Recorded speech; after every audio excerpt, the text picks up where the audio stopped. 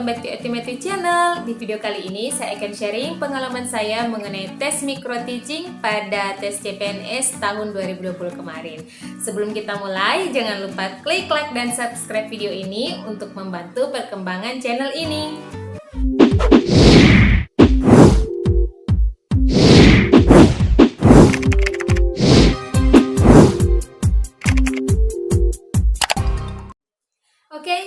Apa sih micro teaching itu? Nah, micro teaching ini merupakan tes bagi kita untuk mengukur kemampuan bagaimana kita mengajar di kelas ya, atau bagaimana penguasaan kita di kelas, baik itu dari segi materinya, kemudian bagaimana interaksi kita dengan siswa atau mahasiswa ya. Kebetulan pada tahun 2020 kemarin tes micro teaching saya itu berlangsung secara daring atau online, dan saya mendapatkan nilai tinggi di micro teaching, dan nilai tersebut yang mendongkrak nilai SKB saya sehingga saya bisa lolos menjadi CPNS pada tahun 2020 kemarin. Nah, saya akan berbagi tips atau sharing pengalaman saya bagaimana saya mendapatkan nilai atau poin tertinggi pada tes micro teaching. Stay tune ya. Nah, tips yang pertama yaitu pada pemilihan materi.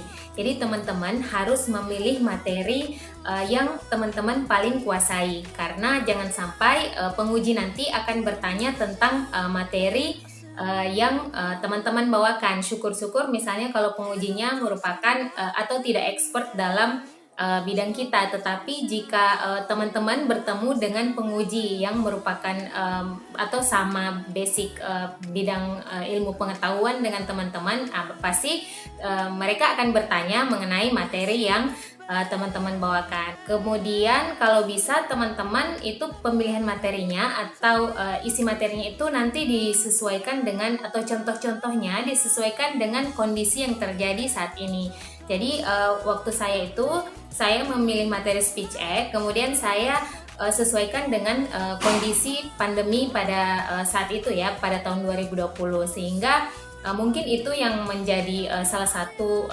pertimbangan atau hal-hal yang menarik ya, karena materinya saya sesuaikan dengan kondisi yang ada.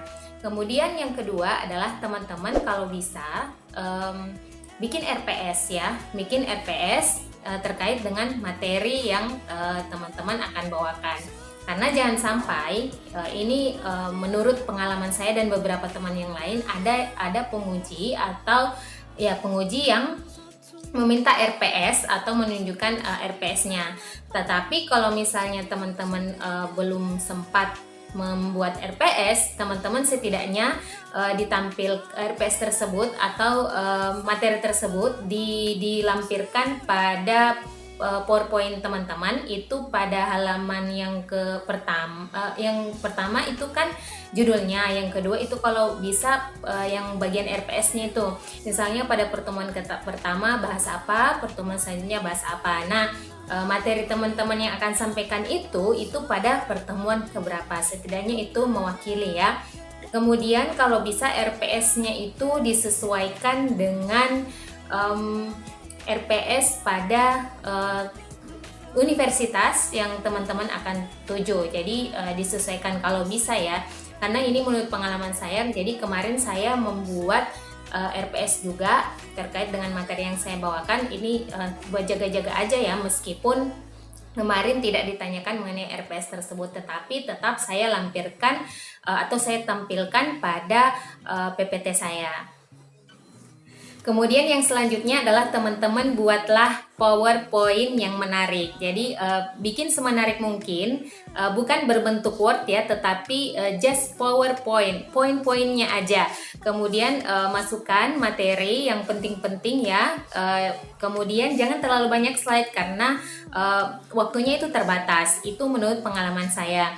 Selanjutnya teman-teman di dalam PowerPoint teman-teman itu masukkan beberapa gambar ilustrasi ya. Jadi jangan hanya berupa kata-kata aja, masukkan gambar-gambar ilustrasi sehingga PowerPoint teman-teman lebih menarik. Kemudian seperti yang sudah saya jelaskan sebelumnya, kalau bisa teman-teman cantumkan tadi beberapa materi dari bagian RPS, kemudian teman-teman juga masukkan tugas yang akan teman-teman berikan setelah materi ini berakhir, materi teman-teman sampaikan itu berakhir ya.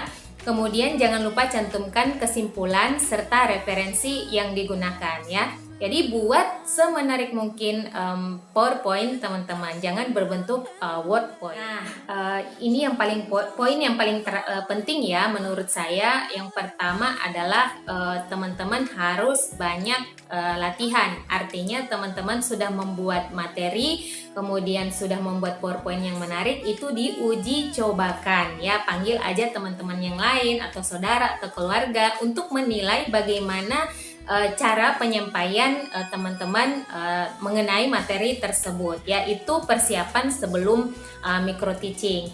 Nah, pada saat tes nanti teman-teman jangan lupa untuk itu menurut saya ya, menurut pengalaman saya pada saat micro teaching kemarin, jangan lupa memberi salam ya, perkenalkan diri teman-teman, kemudian teman-teman akan melakukan micro teaching. Jadi minta izin terlebih dahulu kepada penguji yang ada di depan buat seolah-olah mereka menjadi mahasiswa ya. Nah, teman-teman pada saat tes itu micro teaching ya, teman-teman luas aja anggap penguji itu adalah mahasiswa, sehingga usahakan bisa berinteraksi dengan penguji tersebut, dalam hal ini mahasiswa ya. Jadi seolah-olah misalnya ya si A, atau ya sebut aja nama siapapun yang misalnya yang terlintas di pikiran teman-teman. Misalnya Andi, bagaimana seperti ini menurut Anda seperti apa materi kali ini dan lain sebagainya. Intinya kita perlu interaksi ya. Kemudian jangan terlalu kaku, jadi luas aja. Memang jadi santai aja, kita seolah-olah mengajar. Jadi anggap saja kita tidak sedang tes ya pada saat itu. Jadi usahakan teman-teman mulai latihan aja dari sekarang sebelum tes SKB. Jadi itu tadi, panggil teman-teman sekalian menilai baik itu dari segi PowerPoint-nya bagaimana, kemudian materi yang dibawakan seperti apa, dan cara penyampaiannya seperti apa. Ada satu lagi, ini pengalaman saya pada saat tes micro teaching tersebut, karena pada saat itu sistemnya adalah daring ya, online, jadi otomatis kita tidak bisa bergerak ke sana kemari sesuai atau yang biasanya kita mengajar offline ya, biasanya kita ngajar tuh bergerak ke arah mahasiswa, kemudian kita saling menatap apa dan sebagainya ya, seperti itu. Tetapi saya mengakali bagaimana saya bisa menguasai panggung. Jadi di belakang saya itu saya simpan sebuah papan kecil. Jadi pada saat micro teaching berlangsung, saya seolah-olah berdiri, kemudian saya menulis di papan. Jadi itu adalah salah satu poin yang menurut penguji bisa dijadikan bahwa oh ini peserta ini menguasai panggung, artinya luas aja. Jadi itu pada saat saya tes daring. Nah, begitupun nanti kalau misalnya teman-teman mendapatkan tes micro teaching secara offline atau luring ya, teman-teman jangan lupa juga menguasai panggung. Jangan hanya duduk saja sambil menjelaskan, tetapi bagaimana teman-teman mengajar, kemudian menguasai media, papan tulis, kalau bisa misalnya dalam PowerPoint-nya bisa dikasihkan gambar, kemudian ada video atau sound dan lain sebagainya. Tetapi ingat, slide-nya jangan banyak. Jadi time management itu penting ya.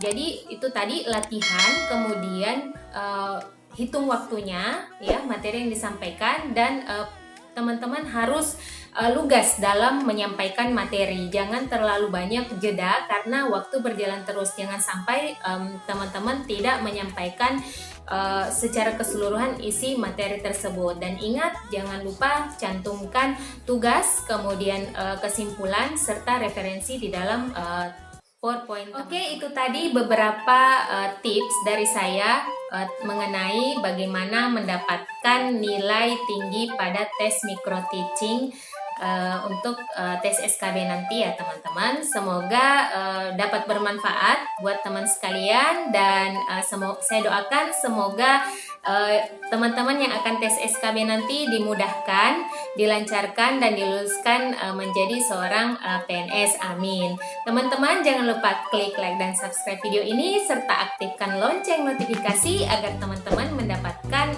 notifikasi ketika saya mengupload video yang terbaru. The last, thanks for watching. See you. Assalamualaikum warahmatullahi wabarakatuh.